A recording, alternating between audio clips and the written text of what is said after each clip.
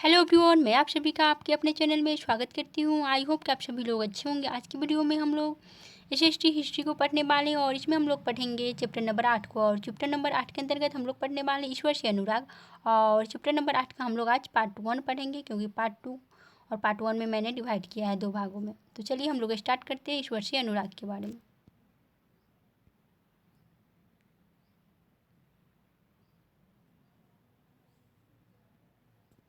ईश्वर से अनुराग भक्ति तथा सूफी आंदोलनों का जो उद्भव है वो 8वीं शताब्दी से होने लगा। तो भक्ति और सूफी आंदोलन का उदय जो है 8वीं शताब्दी से होने लगा।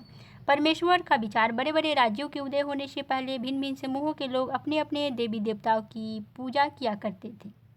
तो परमेश्वर का विचार बड़े बड़े राज्यों के उदय होने से पहले भिन्न भिन्न समूहों के लोग जो है अपने अपने देवी देवताओं की पूजा किया करते थे। जब लोग नगरों के विकास और व्यापार तथा साम्राज्यों के माध्यम से एक साथ आते गए, तब नए नए विचार जो है विकसित होने लगे। यह बात व्यापक रूप से स्वीकार की जाने लगी कि सभी जीवधारी अच्छे तथा बुरे कर्म करते हुए जीवन मरण और पुनर्जीवन के अनंत चक्रों से गुजरते हैं। इसी प्रकार यह विचार भी गहरे बैठ गया था कि सभी व्यक्ति जन्म के समय भी एक बराबर नहीं होते थे।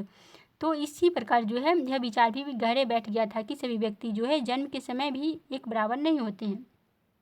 यह मान्यता कि सामाजिक विशेषाधिकार किसी उच्च परिवार अथवा ऊंची जाति में पैदा होने के कारण मिलते हैं, कई पांडित्यपूर्ण ग्रंथों का विषय था। अनेक लोग ऐसे विचारों के कारण बेचैन थे, इसलिए वे बौद्ध तथा जैनों के उपदेशों की ओर उन्मुख हुए, जिसके अनुसार व्यक्तिगत प्रयासों से सामाजिक अंतरों को दूर किया जा सकता है और पुनर्जन्म के चक्र से छुटकारा पाया जा सकता है। कुछ अन्य लोग परमेश्वर संबंधी इस विचार से आकर्षित हुए कि यदि मनुष्य भक्तिभाव से परमेश्वर की शरण में जाए तो परमेश्वर व्यक्ति को इस बंधन से मुक्त कर सकता है। विशेष धार्मिक अनुष्ठानों के माध्यम से शिव, विष्णु तथा दुर्गा को परम देवी देवताओं के रूप में पूजा जाने लगा।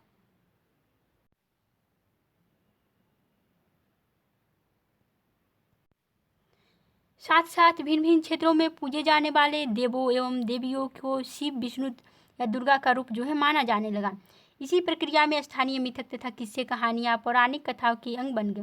पुराणों में पूजा की जिन पद्धतियों की अनुशंसा की गई थी उनमें स्थानीय पंथों में भी अपनाया गया। तो क्या हुआ कि उन्हें स्थानीय पंथों में भी जो है अपनाया। पुराणों में पूजा की जिन पद्धतियों का जो है अनुशंसा की गई थी उन्हें स्थानीय पंथों ने भी अपनाया था। आगे चलकर पुराणों में भी इस बात का उल्लेख किया गया कि भक्त भले ही किसी भी जाति पाति का हो, वह सच्ची भक्ति से ईश्वर की कृपा प्राप्त कर सकता है। भक्ति की विचारधारा इतनी अधिक लोकप्रिय हो गई कि बौद्धों और जैन मतावलंबियों ने भी इन विश्वासों को अपना लिया। दक्षिण भारत में भक्ति का एक नया प्रकार नैनार और अलवार का प्रादुर्भाव 7वीं से 9वीं शताब्दियों के बीच हुआ। दक्षिण भारत में अलवार और नैनार संतों का जो है उदय 7वीं से 9वीं शताब्दियों के बीच हुआ। नैनार का नेतृत्व जो है शैव संतों ने किया और अलवार का नेतृत्व जो है वैष्णव संतों ने किया। नैनार और अलवार संत सभी जातियों के थे, जिनमें पुलया और पनार जैसी अस्पृश्य समझी जाने वाली जातियों के लोग भी शामिल थे। तो नैनार और अलवार संत सभी जातियों के थे, जिनमें पुलया और पनार जैसी अस्पृश्य समझी जाने वाली जातियाँ भी थी। वे बौद्धों और जैनों के कटु आलोचक थे और शिव तथा विष्णु के प्रति सच्चे प्रेम को मुक्ति का मार्ग बताते थे। उन्होंने संगम साहित्य में समाहित प्यार और शूरवीरता के आदर्शों को अपनाकर भक्ति के मूल्यों में उनका समावेश किया था। नैनार और अलवार घुमक्कर साधु संत थे। तो नैनार और अलवार जो थे घुमक्कर साधु संत थे। वे जिस किसी स्थानीय गांव में जाते थे, वहाँ के स्थानीय देवी देवताओं की प्रशंसा में सुंदर कविताएं रचकर उन्हें जो है संगीतबद्ध किया करते थे। तो नैनार और अलवार संत घुमक्कर साधु संत थे। वे जिस किसी भी स्थानीय गांव में जाते थे, वहाँ के स्थानीय देवी देवताओं की प्रशंसा में वे सुंदर कविताएं रचकर और उन्हें संगीतबद्ध कर दिया करते थे। नैनार संतों की संख्या कुल मिलाकर तो 63 थी और अलवार की संख्या तो 12 थी। और नैनार जो कुम्हार, अस्पृश्य, कामगार, किसान, शिकारी, सैनिक, ब्राह्मण और मुखिया जैसी अनेक जातियों में पैदा हुए थे। तो नैनार संत जो थे कुम्हार, अस्पृश्य, कामगार, किसान, शिकारी, सैनिक, ब्राह्मण और मुखिया जैसी अनेक जातियों में जो है पैदा हुए थे। उनमें सर्वाधिक प्रसिद्ध थे अपार, समंदर, सुंदरार और मणिक कोशागर। उनके गीतों के 2 संकलन हैं, तंवरम और तिरुवाचकम। तो नैनार संत की संख्या 63 थी। अब हम लोग अलवार संत के बारे में पढ़ेंगे। अलवार संत की संख्या जो थी 12 थी। वे भी भिन्न भिन्न प्रकार की पृष्ठभूमि से आए थे। उनमें से सर्वाधिक प्रसिद्ध थे पेरियलवर और उनकी पुत्री थी अंडाला और टोंडरी, पपोडी, अलवार और नम्मालवार। उनके गीत दीप प्रबंधम में संकलित है। तो अलवार संतों के गीत जो है दीप प्रबंधम में संकलित किए गए हैं। 10वीं से 12वीं सदियों के बीच चोल और पांड्य राजाओं ने उन अनेक धार्मिक स्थलों पर विशाल मंदिर बनवा दिए। तो 10वीं से 12वीं शताब्दी के बीच जो है चोल और पांड्य राजाओं ने उन अनेक धार्मिक स्थलों पर विशाल मंदिर बनवा दिए जहाँ के संत कवियों ने यात्रा की थी। इस प्रकार भक्ति परंपरा और मंदिर पूजा के बीच गहरे संबंध स्थापित हो गए। यही वह समय था जब उनकी कविताओं का संकलन तैयार किया गया था। इसके अलावा अलवारों तथा नयनार संतों की धार्मिक जीवनियों भी जो है रची गई थी। आज हम भक्ति परंपरा के इतिहास लेखन में इन जीवनियों का जो है स्रोत के रूप में उपयोग भी करते हैं। स्रोत के रूप में जो है जीवनियों का उपयोग भी करते हैं। भक्त और भगवान माणिक कुशागर की एक रचना है, उसे भी हम लोग देखेंगे। मेरे हाड़ मांस की एक इस घृणित पुतले में तुम आए, जैसे यह कोई सोने का मंदिर हो। मेरे कृपालु प्रभु, मेरे विशुद्धतम रत्न, तुमने मुझे सांत्वना देकर बचा लिया। तुमने मेरा दुख, मेरा जन्म, मृत्यु का कष्ट और माया मोह हर लिया और मुझे मुक्त कर दिया। हे ब्रह्मानंद, हे प्रकाश में, मैंने तुम में शरण ली है और मैं तुमसे कभी दूर नहीं हो सकता। अब हम लोग पढ़ेंगे दर्शन और भक्ति के बारे में। भारत के सर्वाधिक प्रभावशाली दार्शनिकों में से एक शंकर का जन्म जो है यानी शंकराचार्य का जन्म जो है 8वीं शताब्दी में केरल प्रदेश में हुआ था। और शंकराचार्य जो है अद्वैतवाद के समर्थक थे, जिसके अनुसार जीवात्मा और परमात्मा यानी जो परम सत्य है दोनों एक है। उन्होंने यह शिक्षा दी कि ब्रह्मा जो एकमात्र या परम सत्य है वह निर्गुण और निराकार है। शंकर यानी शंकराचार्य ने हमारे चारों ओर के संसार को मिथ्या या माया माना और संसार का परित्याग करने अर्थात संन्यास लेने और ब्रह्मा की सही प्रकृति को समझने और मोक्ष प्राप्त करने के लिए ज्ञान के मार्ग को अपनाने का उपदेश दिया। अब हम लोग रामानुज के बारे में पढ़ेंगे। रामानुज 11वीं शताब्दी में तमिलनाडु में पैदा हुए थे। वे विष्णु भक्त अलवार संतों से बहुत ही प्रभावित थे। उनके अनुसार मोक्ष प्राप्त करने का उपाय विष्णु के प्रति अन्य भक्ति भाव रखना है। भगवान विष्णु की कृपा दृष्टि से भक्त उनके साथ एकाकार होने का परमानंद प्राप्त कर सकता है। रामानुज ने विशिष्ट द्वैतवाद के सिद्धांत को प्रतिपादित किया, जिसके अनुसार आत्मा परमात्मा से जुड़ने के बाद भी अपनी अलग सत्ता जो है बनाए रखती है। रामानुज के सिद्धांत ने भक्ति की नई धारा को बहुत ही प्रेरित किया, जो परवर्ती काल में जो है उत्तरी भारत में विकसित हुआ। तो रामानुज के सिद्धांत ने भक्ति की नई धारा को बहुत ही प्रेरित किया, जो कि उत्तरी भारत में विकसित हुई। रामानुज विशिष्ट द्वैतवाद के सिद्धांत का प्रतिपादन किए थे। अब हम लोग बसवना और अल्लमा प्रभु और अक्क महादेवी जैसे उनके साथियों द्वारा प्रारंभ किए गए वीर शैव आंदोलन को पढ़ेंगे। यह आंदोलन 12वीं शताब्दी के मध्य में कर्नाटक में प्रारंभ हुआ। तो वीर शैव आंदोलन जो है 12वीं शताब्दी के मध्य में कर्नाटक में प्रारंभ हुआ था। वीर शैवों ने सभी व्यक्तियों की समानता के पक्ष में और जाति तथा नारी के प्रति व्यवहार के बारे में ब्राह्मणवादी विचारधारा के विरुद्ध अपने प्रबल तर्क प्रस्तुत किए। इसके अलावा वे सभी प्रकार के कर्मकांडों और मूर्ति पूजा के विरोधी थे।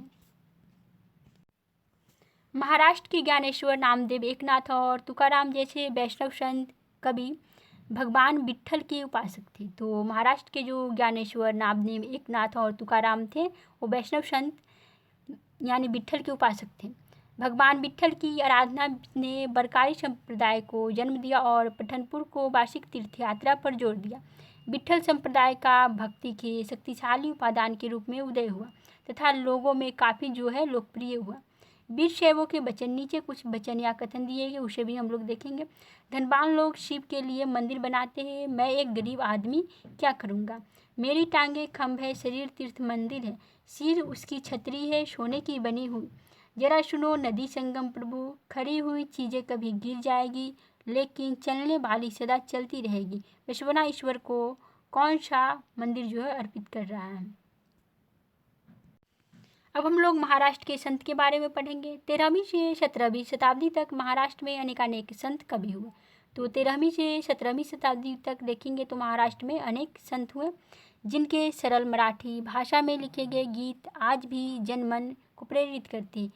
उन संतों में सबसे महत्वपूर्ण थे ज्ञानेश्वर, नामदेव, एकनाथ और तुकाराम तथा सखुबाई जैसी स्त्रियां तथा चोखा मेला का परिवार जो अस्पृश्य समझे जाने वाली महार जाति का था। तो चोखा मेला का परिवार जो है अस्पृश्य यानी महार जाति का था। भक्ति की यह क्षेत्रीय परंपरा पठनपुर में विट्ठल विष्णु का एक रूप पर और जनमन के हृदय में विराजमान व्यक्तिगत देव यानी ईश्वर संबंधी विचारों पर केंद्रित थी। इन संत कवियों ने सभी प्रकार के कर्मकांडों, पवित्रता के ढोंगों और जन पर आधारित सामाजिक अंतरों का विरोध किया। यहाँ तक कि उन्होंने संन्यास के विचार को भी ठुकरा दिया और किसी भी अन्य व्यक्ति की तरह रोजी रोटी कमाते हुए परिवार के साथ रहने और विनम्रतापूर्वक जरूरतमंद साथी व्यक्तियों की सेवा करते हुए जीवन बिताने को अधिक पसंद जो है किया।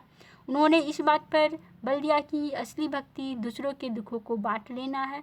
इससे एक नए मानवतावादी विचार का उद्भव हुआ। जैसा कि सुप्रसिद्ध गुजराती संत नरसिंह मेहता ने कहा था, वैष्णव जन तो तेने कहिए पीर पराई जाने रे। यह संत तुकाराम का एक अभंग मराठी भक्ति गीत है। जो दीन दुखियों पीड़ितों को अपना समझता है वही संत है, क्योंकि ईश्वर उसके साथ है। वह हर एक परित्यक्त व्यक्ति को अपने दिल से लगाए रखता है। वह एक दास के साथ भी अपने पुत्र जैसा व्यवहार करता है। तुकाराम का कहना है, मैं यह कहते कहते कभी नहीं थकूंगा। ऐसा व्यक्ति स्वयं ईश्वर है। यहाँ चोखा मेला के पुत्र द्वारा रचित एक अभंग जो है दिया जा रहा है, उसे भी हम लोग देखेंगे। तुमने हमें नीची जाति का बनाया मेरे महाप्रभु, तुम स्वयं यह स्थिति स्वीकार करके तो देखो। हमें जीवन भर जूठन खानी पड़ती है।